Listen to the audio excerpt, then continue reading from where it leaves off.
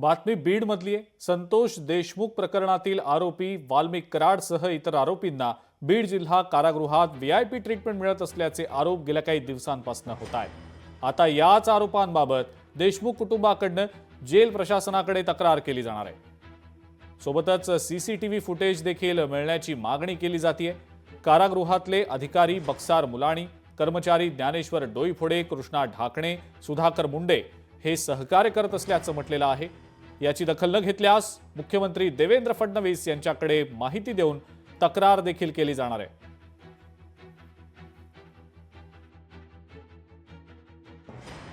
त्यांना गुप्त रूममध्ये सीसीटीव्ही बंद करून त्यांची चर्चा होती। तिथं बाहेरच्या लोकांना त्यांना भेटी दिल्या जात आहेत। वेगवेगळे प्रकार तिथं घडत आहेत। ही तक्रार आम्ही मुख्यमंत्र्याकडे करू की जेल प्रशासनामध्येही त्यांना शासनातले लोक मदत करत आहेत। खून होण्याच्या अगोदर पोलीस डिपार्टमेंट मदत करत होतं आणि खून झाल्याच्या नंतर जेलमध्ये ज्यावेळेस आरोपी गेलेत त्यानंतरही जेलमध्ये प्रशासनातले लोक त्यांना मदत करत आहेत। आम्ही सीसीटीव्ही मागवणार आहोत आणि कारवाई नाही झाली तर आम्ही तक्रार करणार आहोत जेल प्रशासनाकडे। पहिल्या दिवसापासून जेवण मिळतंय।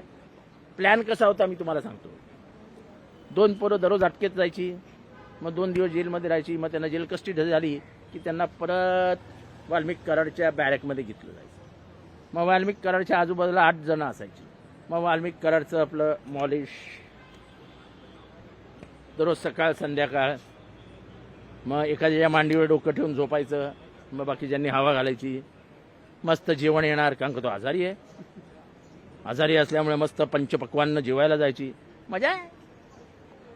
अरे पण खून पण करावं तर वाल्मिकनेच आणि जगावं पण वाल्मिकनेच। आपण येडे आहोत।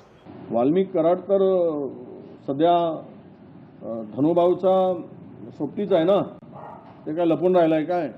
आता मंत्र्यांचा सोबती त्याला व्हीआयपी ट्रीटमेंट नाही द्यायची तर कोणाला द्यायची? दिलीच पाहिजे त्याला।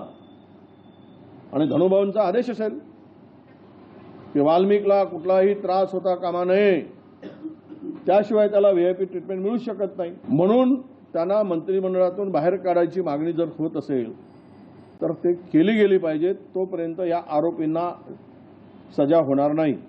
हे आरोपीला अभय देण्याचं जे काम चाललेलं आहे, आरोपींना पाठीशी घालण्याचं जे काही काम चाललं आहे, सत्ताधाऱ्यांच्या इशाऱ्यावर आहे असा याचा अर्थ होतो। अशा पद्धतीने जर त्याला जर व्हीआयपी ट्रीटमेंट मिळत असेल तर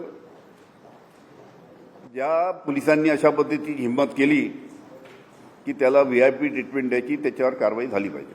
व्हीआयपी ट्रीटमेंट दिली जात असेल किंवा सगळ्या आरोपींसोबत त्याला सारखा तिथं म्हणजे वागणूक दिली नसेल, म्हणजे दिली जात नसेल, तर सरळ एक विषय आहे की त्या आरोपींना मध्ये न ठेवता जेलमध्ये एखाद्या रेस्ट हाऊसमध्ये किंवा एखादा फ्लॅट करून त्यांना ठेवून जरी तिथं पुढचं खटला चालू दिला तरी काय हरकत आहे? मग त्यांनी जे कर्तव्यावर लोक आहेत त्यांनी त्यांचं कर्तव्य केलं पाहिजे आणि सगळ्यांना समान वागणूक दिली पाहिजे। आरोपीला आरोपीच्याच पद्धतीनं तिथं वागवण्यात आलं पाहिजे अशी माझी विनंती आहे। पोलीस खातं त्याबद्दलची चौकशी करेल, कारण जेलमध्ये कुणी जरी असलं तर त्याला कशी ट्रीटमेंट दिली पाहिजे त्याचे काही नियम आहेत।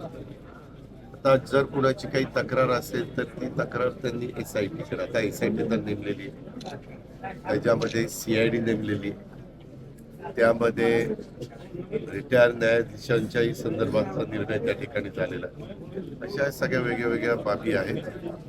अर्थात त्यांना ती माहिती मिळाली असेल, त्याच्या माहितीत तथ्य आहे का नाही ते तपासून बघितलं पाहिजे आणि त्याच्यात जर काही असेल, चूक असेल तर ती दुरुस्त केली पाहिजे। जो चूक करतोय त्याला शासन पण झालं पाहिजे। लोकशाही मराठी ऐका, पहा, जागरूक रहा।